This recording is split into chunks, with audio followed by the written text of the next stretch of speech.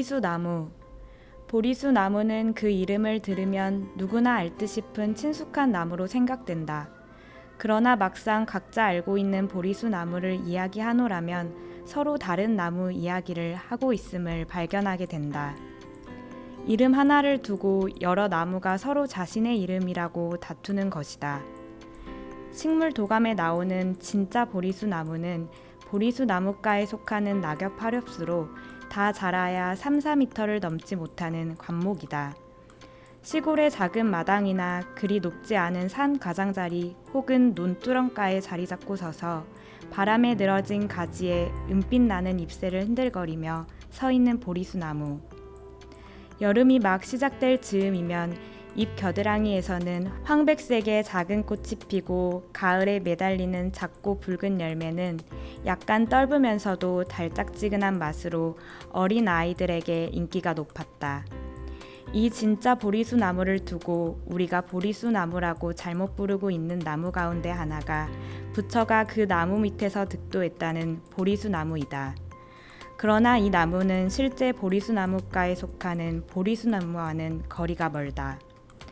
부처가 돌을 깨친 나무는 물론 우리나라에서 자라지 않으며 무화과 나무와 사촌쯤 되는 나무로 인도에서는 보호나무라고 하고 반얀 또는 피팔리라는 이름으로도 불린다.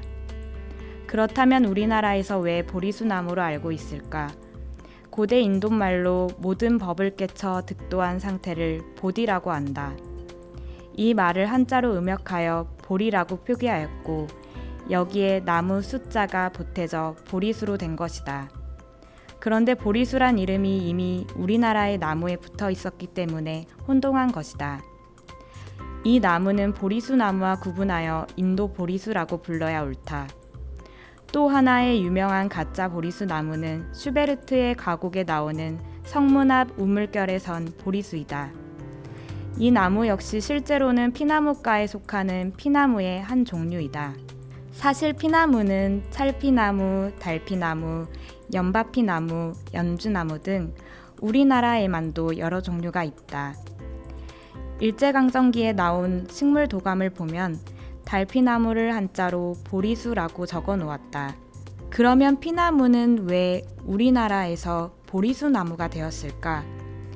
이 나무에는 동그란 열매가 열리는데 이것을 염주 재료로 썼고 더욱이 목재의 질이 좋아 사찰 부근에 심어 놓고 나무를 베어 절을 짓는 데 쓰기도 하였으니 이러한 사찰과의 인연으로 오해를 한 것이 아닐까 싶다.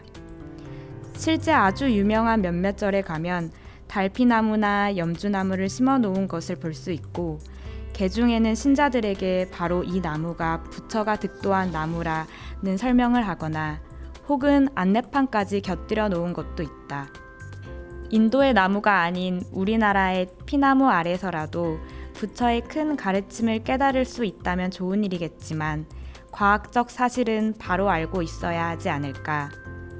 인도의 열대성 기후와 우리나라의 온대성 기후에서 자라는 식물이 전혀 다르다는 점을 생각해 보아도 열대나무가 온실 시설도 없이 겨울에 영하로 기온이 떨어지는 중부지방에서 자랄 수는 없지 않겠는가.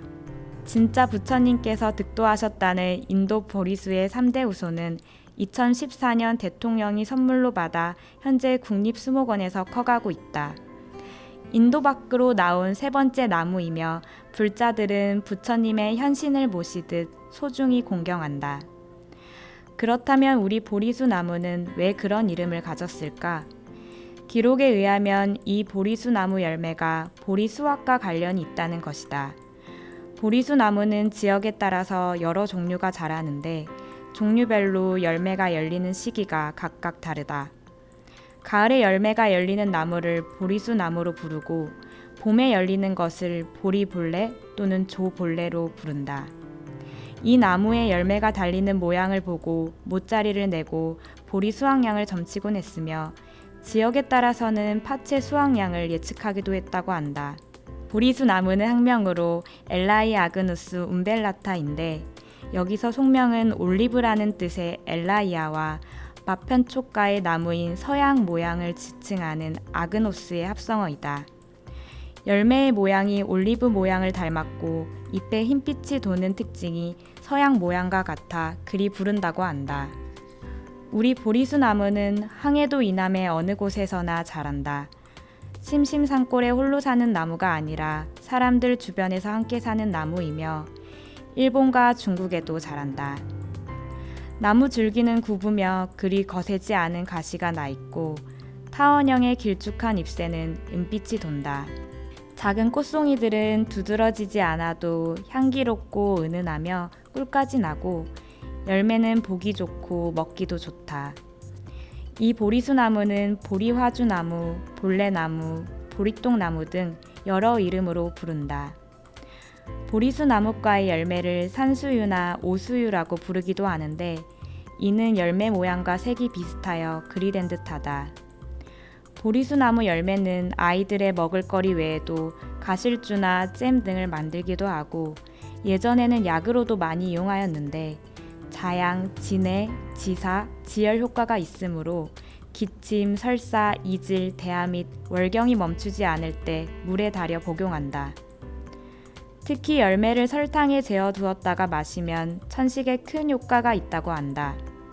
또 잎을 진하게 다리거나 잎이 없으면 나무 껍질이라도 다려서 마시면 십이지장충을 없애주며 티눈이 난 곳에 발라도 효과가 있다고 전해진다. 또 뿌리의 껍질을 벗겨서 설탕이나 꿀에 재워두었다가 먹으면 자양강장 효과가 있다고 한다. 보리수 나무는 관목이므로 큰 목재로는 이용하기 어렵지만 목재 자체에 탄력이 있고 잘 쪼개지지 않아 농기구나 각종 영장 또는 지팡이 등을 만들어 썼다고 한다. 그 외에도 콩가 식물들처럼 질소를 고정하는 능력을 가지고 있어 비료목 역할도 한다. 일본에서는 황폐한 지역을 회복시키는 데 널리 이용한다. 유럽에서는 정원수는 물론 생울타리나 무언가를 가리는 차폐식재의 소재로 이용하곤 한다. 번식은 종자를 뿌리거나 삽목을 하면 되는데 어릴 때 해가림을 잘해주고 건조하지 않게 하면 뿌리를 잘 내린다. 게다가 내한성, 맹하력, 내염성, 내공해성이 강하고 생장이 빠르며 이식이 용이하므로 기르는 데 큰 어려움은 없다.